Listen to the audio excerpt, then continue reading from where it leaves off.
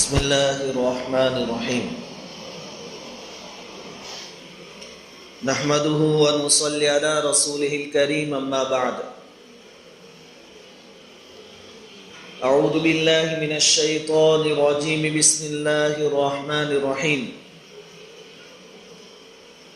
وما خلقت الجن والانس الا ليعبدون صدق اللہ العظیم وقال النبی صلی اللہ علیہ وسلم اتق المحارم تکن اعبد الناس او کما قال علیہ الصلاۃ والسلام۔ بزرگوں اور پیارے بھائیوں، اللہ رب العزت نے ہمیں جو پیدا فرمایا اس کا مقصد بھی بیان فرما دیا کہ کیوں پیدا فرمایا۔ وما خلقت الجن والانس الا ليعبدون۔ اللہ تعالیٰ فرماتے ہیں کہ ہم نے جناتوں اور انسانوں کو میری عبادت کے واسطے ہی پیدا فرمایا۔ ہماری زندگی کا مقصد اللہ رب العزت کی عبادت اور بندگی ہے، اور عبادت اور بندگی کا مطلب یہ ہے کہ آدمی کی زندگی گناہوں سے پاک اور صاف ہو۔ یہ ہے عبادت اور بندگی کا تقاضا، اس کا مقصد کہ آدمی کی زندگی گناہوں سے پاک ہو۔ چنانچہ نبی کریم صلی اللہ علیہ وسلم نے ارشاد فرمایا اتق المحارم، گناہوں سے بچو، حرام چیزوں سے بچو، تکن اعبد الناس، تم سب سے بڑے عبادت گزار بن جاؤ گے۔ جو جتنا زیادہ گناہوں سے بچے گا اتنا بڑا عبادت گزار بن جائے گا، وقت کا ولی بن جائے گا گناہوں سے بچ کر۔ یہی عبادت کا مطلب کہ آدمی کی زندگی گناہوں سے پاک۔ اب ہمارے ساتھ نفس بھی ہے، شیطان بھی ہے، جن کی طرف سے گناہوں کے تقاضے آتے رہتے ہیں۔ نفس یہ بہت بڑا دشمن، شیطان سے بڑھ کر۔ نفس کی مثال علماء کرام فرماتے ہیں کہ ایسی ہے جیسے کہ چھوٹا دودھ پیتا بچہ، کہ جب بچے کا دودھ چھرانے کا وقت آتا ہے تو بڑی تکلیف ہوتی ہے۔ وہ تو مائیں جانتی ہے جن کو یہ تکلیفیں پیش آتی ہیں، آسان کام نہیں ہوتا۔ بچہ کئی دنوں تک روتا ہے، بلکتا ہے، ماں بھی بے چین ہو جاتی ہے۔ اس کے باوجود ماں بچے کے رونے کو، بلکنے کو منظور کر لیتی ہے، برداشت کر لیتی ہے، لیکن دودھ چھرا دیتی ہے۔ اس کی وجہ یہ ہے کہ دودھ چھرا دینے میں اب اس کا فائدہ ہے کہ دودھ پینے کی مدت ختم ہو گئی، اب دودھ چھوڑے گا تو اناج غلہ وغیرہ کھاتا ہو جائے گا، ایک قدم آگے بڑھے گا، تھوڑے دن تکلیف ہوگی لیکن فائدہ بچے کا ہے۔ اس لیے ماں بچے کی تکلیف برداشت کر لیتی ہے۔ لیکن اگر کوئی ماں یوں سوچے کہ بچے کو کیوں رلانے کا، دودھ چھرانے سے بیچارے کو تکلیف ہوتی ہے، تو بچے کو تکلیف نہ ہو اس نیت سے دودھ پلانا چالو رکھے گی تو اس میں بچے کا بھی نقصان ہے، ماں کا بھی نقصان ہے۔ جب تک بچہ دودھ نہیں چھوڑے گا، غذا تک نہیں پہنچے گا، اور غذا تک نہیں پہنچے گا، اناج گلے تک نہیں پہنچے گا، تو اس کے جسم کی نشو و نما جیسی ہونی چاہیے ویسی نہیں ہوگی۔ یہی مثال ہمارے نفس کی ہے کہ نفس کی طرف سے چھوٹے بچے کی طرف گناہ کا تقاضا ہمارے سامنے آتا ہے۔ اگر ہم گناہ کر لیں تو نفس خوش ہوتا ہے، اور اگر ہم نفس کو کچل دیں، اس کے تقاضے کو پورا نہ کریں، تو اس سے نفس ٹوٹتا ہے، پسمردہ ہو جاتا ہے۔ لیکن ایسے وقت میں نفس پر چاہے باری گزرے، تکلیف ہو، اس کے باوجود اس وقت نفس کو کچل دینے میں ہی ہمارے لیے فائدہ ہے کہ ہم نفس کے تقاضوں کو پورا نہیں کریں گے تو اللہ کی اطاعت تک پہنچیں گے، اور اللہ کی اطاعت اور فرما برداری تک پہنچیں گے، گناہوں سے بچ جائیں گے، اور گناہوں سے بچ جائیں گے تو دنیا بھی ہماری کامیاب ہو جائے گی، آخرت بھی کامیاب ہو جائے گی۔ تو نفس کو کچلنا بہت ضروری۔ گناہ سے بچنا یہ بہت بڑا کمال ہے۔ آدمی جب گناہ سے بچتا نہیں اور نفس اور شیطان کے تقاضوں کے پیچھے چلا جاتا ہے، بہت آگے بڑھ جاتا ہے، ایک وقت ایسا آتا ہے کہ آدمی واپسی چاہتا ہے تو ابھی واپسی نصیب نہیں ہوتی اس راستے سے، گناہ میں اتنا آگے بڑھ جاتا ہے۔ اس لیے ابتداءً ہی شروع ہی سے نفس کو کچل دیا جائے، گناہ کا تقاضا جیسے ہو دل میں اس بات کو وہیں دفن کر دی جائے۔ پھر بہت آگے بڑھ جائیں گے، نفس گناہوں کا عادی بن جائے گا تو 70-80 سال کا بوڑھا بھی زنا کاری سے پھر توبہ نہیں کرتا۔ آج کے دور میں ایسے واقعات ہمارے حال میں، کیونکہ نفس کو پہلے سے عادت لگی ہے اور اس آدمی نے نفس کے ہر تقاضے کو پورا کیا ہے، اب چاہ کر بھی واپسی نہیں ہو سکتی۔ اس لیے شروع ہی سے نفس کو کچلنے کی عادت ڈال۔ گناہ سے بچنا بہت بڑا کمال۔ حسن بصری رحمت اللہ علیہ بہت بڑے ولی، اور انہی کے زمانے میں حضرت رابعہ بصریہ، یہ دونوں وقت کے ولی۔ رابعہ بصریہ یہ عورت ہے لیکن بہت بڑی اللہ کی ولی تھی اپنے وقت کی۔ ایک مرتبہ کسی مسئلہ پوچھنے کے واسطے رابعہ بصریہ حسن بصری کے گھر گئی تلاش میں، ان کے ٹھکانے پر مسئلہ پوچھنے کے واسطے۔ وہاں جا کر پتا چلا کہ حسن بصری گھر پر نہیں ہے۔ کسی نے بتایا کہ وہ حضرت تو سمندر کے کنارے پر اللہ کی عبادت کرنے گئے ہیں۔ سمندر کے کنارے پر عبادت کرنے جانے کی کیا ضرورت؟ ان کا یہ ماننا تھا کہ سمندر کے کنارے اللہ کی مخلوق کم ہوتی ہے، انسان کم ہوتے ہیں، جب انسان کم ہوتے ہیں تو گناہ بھی کم ہوتے ہیں وہاں، اور جب گناہ کم ہوتے ہیں تو وہاں عبادت میں دل زیادہ لگتا ہے، عبادت کا مزہ، عبادت کی لذت نصیب ہوتی ہے، اللہ سے تعلق قائم ہو جاتا ہے، جڑ جاتا ہے۔ اس لیے ایسے ماحول میں جا کر اللہ کی عبادت کرے جہاں گناہوں کی نحوست نہ ہو، اس لیے وہ سمندر کے کنارے گئے تھے عبادت کے واسطے۔ رابعہ بصریہ کو چونکہ مسئلہ پوچھنا تھا، وہ وہاں گئی سمندر کے کنارے۔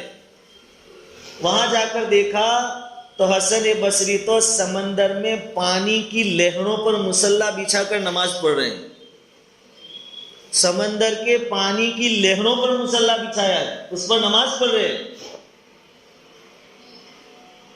اگر میرے جیسے سے کوئی ایسا کام ہو جاتا تو پورا ویارہ میرے پیر دھو کے پانی پی لیتا، مجھے باپو بنا دیتا، ولی بنا دیتا۔ کرامت کتنی بڑی دیکھ لے تو میرا بھی کام بن جائے، میں تھوڑی دیر اگر زمین سے ادھر چل کے دکھا دوں تو سب مفتی صاحب کے عاشق ہو جائے، سب میرے کو بہت بڑا باپو بنا دے، ولی بنا دے۔ رابعہ بصریہ کو کوئی تعجب نہیں ہوا، سمندر میں پانی پر مصلی بچھا کر نماز پڑھے حسن بصری، لیکن ان کو کوئی تعجب نہیں ہوا۔ تعجب تو دور کی بات، انہوں نے کیا کہا حسن بصری سے کہ یہ ہوا میں مکھیوں کی طرح اڑنا اور سمندر کے پانی کی موجوں پر مصلی بچھا کر نماز پڑھنا، یہ کیا کمال ہے؟ ہوا میں تو مکھیاں بھی اڑتی ہیں اور پانی کی لہروں پر تو تینکے بھی بہتے ہیں، اس میں انسان کا کون سا کمال؟ ہوا میں تو مکھی بھی اڑتی ہے، کوئی آدمی ہوا میں اڑے تو اس میں کون سا کمال؟ تینکے بھی پانی کے ساتھ بہتے ہیں لہروں کے ساتھ، اس میں کون سا کمال؟ تبھی پوچھا کہ اصل کمال کیا ہے؟ کہا کہ اصل کمال یہ ہے کہ آدمی اپنے جذبات کو اللہ کی شریعت کے تابع کر دے، اپنے آپ کو گناہوں سے بچا لے، یہ اصل کمال۔ ہم میں سے ہر آدمی وقت کا ولی بن سکتا ہے اگر وہ گناہ کرنا چھوڑ دے۔ یہ دنیا تو امتحان کی جگہ ہے، ہمیں اللہ کی طرف سے گناہ کے موقع ملیں گے، گناہ کے موقع ملیں گے، اس میں ہمارا کوئی کمال نہیں ہے، یہ ہماری آزمائش ہے، ہمارا امتحان ہے کہ تم گناہ کرتے کہ نہیں کرتے۔ میں بارہا مثال دیتا ہوں کہ فون آئے گا کہ صاحب آپ کو 10 لاکھ کی لون مل سکتی ہے، اس میں ہمیں خوش ہونے کی ضرورت نہیں ہے کہ میرا ویلیو بہت ہے، مجھے، یہ اللہ کی طرف سے تیری آزمائش ہے۔ اور بھی کئی طریقے ایسے ہیں جس کے ذریعے اللہ تعالیٰ اپنے بندوں کو آزماتا ہے۔ لِيَبْلُوَكُمْ أَيُّكُمْ أَحْسَنُ عَمَلًا، اللہ دیکھنا چاہتے ہیں کہ گناہوں سے کون بچاتا ہے اپنا، کون صبر سے کام لیتا ہے، کون گناہ کے مقابلے میں میرے حکم کو اہمیت دیتا ہے، کون اپنے جذبات کو میری شریعت کو اور میرے احکام کے تابع کرتا ہے۔ جو کوئی اس میں کامیاب ہو گیا اللہ دنیا اور آخرت اس کی سنوار دیتے ہیں۔ گناہ کے موقع ملیں گے، صحابہ کرام حج کے لیے گئے تو اللہ نے ان کو بھی آزمایا. قرآن میں ارشاد فرمایا یا ایھا الذین آمنوا لیبلونکم اللہ بشیء من الصید تنالہ ایدیکم ورماحکم لیعلم اللہ من یخافہ بالغیب, کہ احرام کی حالت میں تم جانوروں کا اور پرندوں کا شکار نہیں کر سکتے. جب احرام میں نہیں ہوں گے تو شکار ڈھونڈو گے تو بھی مشکل سے ملے گا. جب احرام میں ہوں گے تو تمہارے پاس سے جائے گا, تمہارے جسم کو ٹچ کر کے جائے گا. اللہ دیکھنا چاہتے ہیں کہ یہ صبر سے کام لیتے ہیں یا شکار کر کے گناہ کرتے ہیں. احرام کی حالت میں ان کے صحابہ کرام کے آس پاس سے جانور گزرتے تھے, پرندے گزرتے تھے, لیکن وہاں تو اللہ کا خوف تھا. اللہ کے حکم کے آگے دنیا کی ہر لذت کو انہوں نے ٹھکرا دیا تھا, تو وہ شکار کو چھوڑ دیتے تھے کہ جائز نہیں ہے.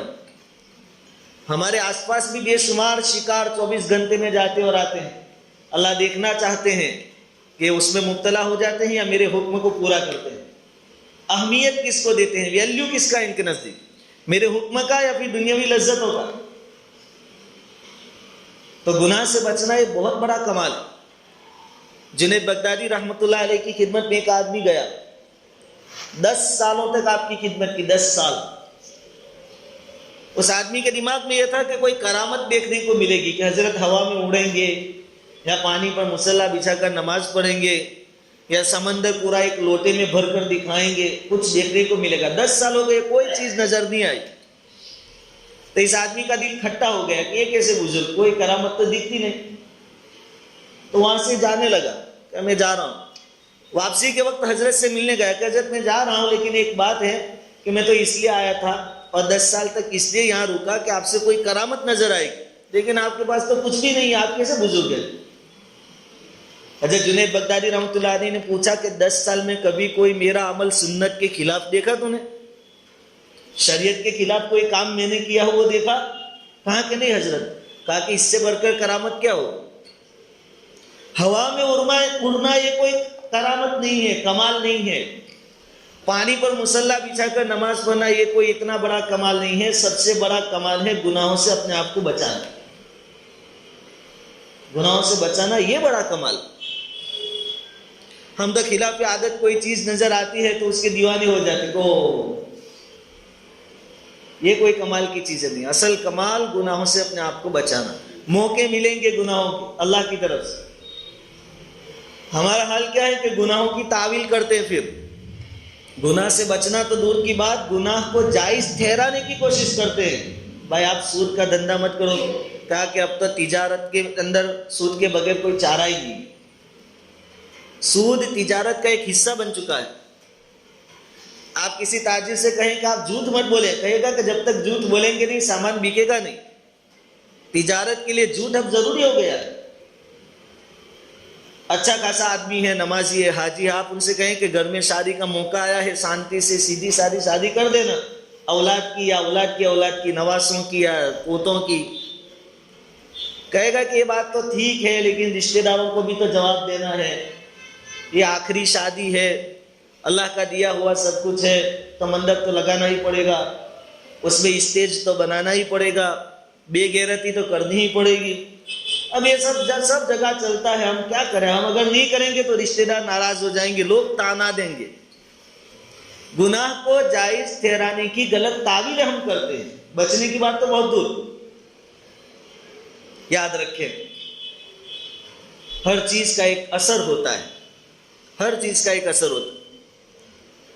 آپ چھاؤں میں جائیں گے تو ٹھنڈک محسوس ہوگی, دھوپ میں جائیں گے تو گرمی. ہر چیز کا اثر. تو گناہ کا بھی بہت بڑا اثر. جیسے ہمارے اعمال آسمانوں پر جائیں گے ویسے اوپر سے فیصلے آئیں گے, ویسے اس کے نتیجے ہوں. ایسا نہیں ہے کہ یہاں سے ہمارے گناہ اوپر جاوے اور اوپر سے رحمتیں نیچے آ گئے. وما اصابکم من مصیبت فبما کسبت ایدیکم, کہ تمہارے پر جو بھی مصیبتیں اور پریشانی آتی ہیں وہ تمہارے کرتوتوں کی وجہ سے. ہمارے اعمال جیسے جائیں گے ویسے فیصلے اوپر سے نیچے آئیں گے. ایک گاؤں کا رہنے والا آدمی شہر میں گیا, سیٹی میں.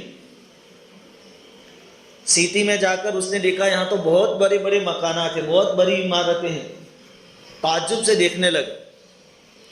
ایک بلڈنگ میں اس نے دیکھا کہ لفٹ ہے, جو نیچے جاتی ہے اوپر جاتی ہے, اوپر جاتی ہے نیچے آتی ہے. اس کو بہت تعجب ہوا, دیکھتا رہا. اس نے دیکھا کہ ایک فتح پرانے کپڑے والا آدمی ہاتھ میں سبزی وغیرہ لے کر لفٹ میں گیا اور لفٹ اس کو لے کر اوپر گئی. تھوڑی دیر کے بعد جب وہ لفٹ نیچے آئی تو اس میں سے سوٹ بوٹ کے ساتھ ایک آدمی نکلا. گیا تو فتح پرانے کپڑے والا تھا اور آیا تو اچھے کپڑوں کے ساتھ، ہاتھ میں بیگ پکڑا ہے.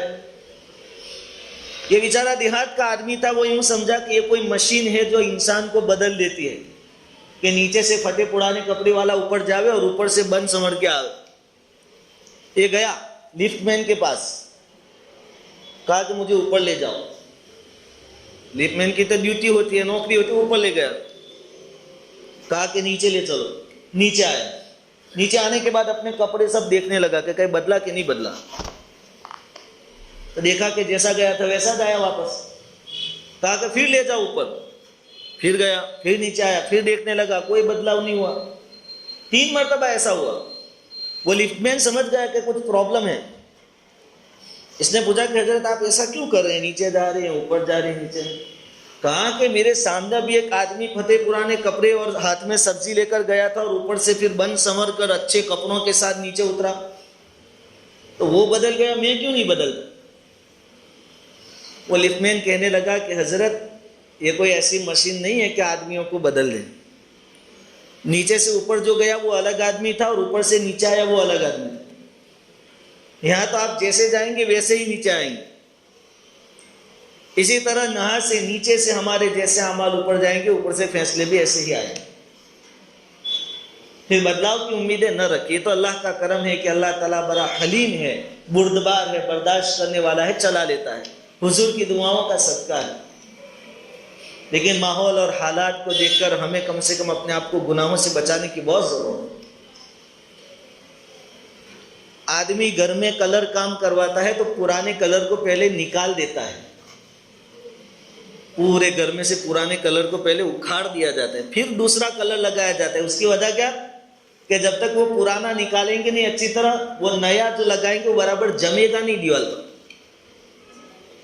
اسی طرح جب تک ہم گناہ نہیں چھوڑیں گے وہاں تک عبادتوں کا جو کلر ہے وہ برابر جمے گا نہیں ہمارے اوپر. نمازیں 5 وقت کی ہو رہی ہے، تسبیح ہو رہی ہے، سب ہو رہا ہے، لیکن وہ پرانا کلر گناہوں کی عادت نہیں چھوٹ رہی.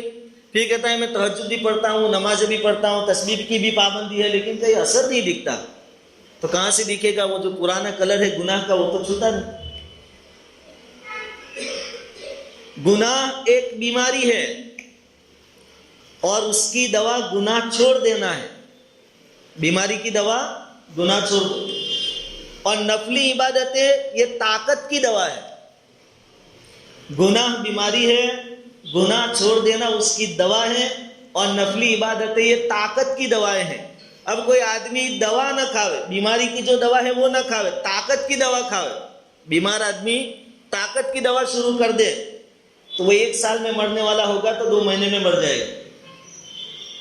طاقت کی دوا اس سے ہضم نہیں ہوگی. پہلے تو اس کو بیماری دور کرنے کی دوا کھانی. پہلے جو گناہ ہو رہے ہیں اس کو چھوڑنا ضروری ہے. اس کے بعد نفلی عبادتیں اپنا رنگ دکھائے گی. اس کے بعد ان عبادتوں کا اثر ظاہر ہوگا. اس کے بعد عبادتوں پر اللہ تعالیٰ نے جو انعامات کا وعدہ کیا ہے وہ آپ کو نظر آئے. لیکن جب تک وہ گناہ کا رنگ ہمارے یہاں سے نہیں نکلے گا، نیا کلر جو ہم کریں گے، عبادتوں کا جو کلر ہے وہ جیسا ہونا چاہیے ویسا مضبوطی کے ساتھ ہمیں نظر نہیں آئے. اس لیے اپنی زندگیوں کو گناہوں سے بچاؤ. گناہ سے جو آدمی اپنے آپ کو بچاتا ہے اس کے بہت سارے مسئلے آٹومیٹک اللہ تعالیٰ حل کر دیتے ہیں. نوح علیہ السلام نے اپنی قوم کو سمجھایا تھا، فَقُلْتُ اسْتَغْفِرُوا رَبَّكُمْ إِنَّهُ كَانَ غَفَّارًا. بارش رک گئی تھی، قحط سالی تھی، تو کہا کہ کوئی وظیفہ. حضرت نوح علیہ السلام نے کہا استغفار کرو، گناہ چھوڑ دو. میں بھی کوئی بیپاری آتا ہے اور وظیفہ مانگتا ہے کہ روزی میں برکت کا وظیفہ، تو یہ کہتا ہے روزانہ 2-5 ہزار مرتبہ استغفار کرو اور گناہ چھوڑ دو. یہ سب سے بڑا تعویذ، سب سے بڑا وظیفہ، گناہ چھوڑ دو. وَمَن يَتَّقِ اللَّهَ يَجْعَل لَّهُ مَخْرَجًا. جو اللہ سے ڈرے گا، گناہ چھوڑ دے گا، ہر راستے پر اللہ تعالیٰ اس کے لیے راستے کھول دیں گے. ہر میدان میں راستے اس کو نظر آئیں گے. وَيَرْزُقْهُ مِنْ حَيْثُ لَا يَحْتَسِبُ. اور ایسی جگہ سے روزی ملے گی کہ بندے نے سوچا بھی نہیں ہوگا کہ یہاں سے بھی مل سکتا ہے. گناہ چھوڑ. गुनाह छोड़ देने के बाद इबादतें कम होगी तो भी बेड़ा पार हो जाएगा, लेकिन इबादतों के साथ ढेर सारे गुनाह हैं तो इबादतों का वो मजा महसूस नहीं होगा जो होना चाहिए, इबादतों का वो फायदा नहीं मिलेगा जो होना चाहिए। आज के दौर में नेकियां करना आसान है, आदमी चलते फिरते तस्बीह पढ़ लेता है, नमाजें भी हो जाती है, लेकिन जब गुनाहों की बात आती है तो आदमी हिम्मत हार जाता है, गुनाह नहीं छोड़ सकता। और इसी वजह से इबादतों का मजा, इबादतों का जो फल और समरा है वो उसको दिखने में नहीं आता। पूरी बात का खुलासा ये कि अगर कोई आदमी चाहे कि मेरे सारे मसले हल हो जाएं, मैं दुनिया में भी कामयाब हो जाऊं, आखिरत में भी, उस आदमी को कोशिश करनी चाहिए कि मैं गुनाहों को छोड़ूं। दूसरा खुलासा ये कि जो आदमी गुनाहों से बचेगा आज के दौर में भी वक्त का बड़ा वली बन जाएगा। इत्तकिल महारिम तकुन आबदन नास, हुजूर ने फरमाया गुनाह करना छोड़ो, सबसे बड़े बुजुर्ग बन जाओगे, सबसे बड़े इबादत गुजार बन जाओगे। एकदम शॉर्टकट रास्ता अल्लाह का वली बनने का, सबसे बड़ा इबादत गुजार बनने का शॉर्टकट रास्ता, गुनाह छोड़ो। बाकी सब हालात अल्लाह रब्बुल इज्जत ठीक कर दे। अल्लाह रब्बुल इज्जत हमारी तन्हाइयों को भी गुनाह से पाक फरमावे, हमारी मजलिसों को भी गुनाहों से पाक फरमावे। उसके लिए चंद काम हमें करने हैं। एक तो अल्लाह से मदद मांगनी है कि अल्लाह हम तो कदम कदम पर भटक जावे ऐसे हैं, नफ्स है, शैतान है, तू हमारी मदद करना। इसलिए नमाज में हर रकात में पढ़ते इहदिनस सिरातल मुस्तकीम, सीधे रास्ते पर चला। हराम लुकमा पेट में जाने से अपने आप को बचाना। हराम चीज जब पेट में जाती है तो जिस्म से वही अमाल होते हैं, उसी जैसे अमाल होते हैं। और हिम्मत से काम ले, अपने नफ्स को शुरू ही में दबा दे, कुचल दे, गुनाह का तकाजा पैदा हुआ उसी पर उसको दफन कर दे, तो इंशाल्लाह बाकी जो मरहले हैं उससे बचना आसान हो जाएगा। असबाब इख्तियार करना हमारे बस में है, बाकी का काम अल्लाह ताला आसान फरमा देंगे। यूसुफ अलैहिस्सलाम के पीछे जब जुलेखा दौड़ी तो महल के हर दरवाजे पर ताले लगे हुए थे, लेकिन यूसुफ अलैहिस्सलाम के बस में था दौड़ना। उन्होंने अपना जो सबब इख्तियार कर सकते थे वो कर लिया, वो दौड़े तो अल्लाह ताला ने बादशाह को घर भेज दिया, वजीर को घर भेज दिया और उसने ताले खुलवा लिए और ये गुनाह से बच गए। अल्लाह रब्बुल इज्जत कही सुनी बातों पर अमल की तौफीक अता फरमाए।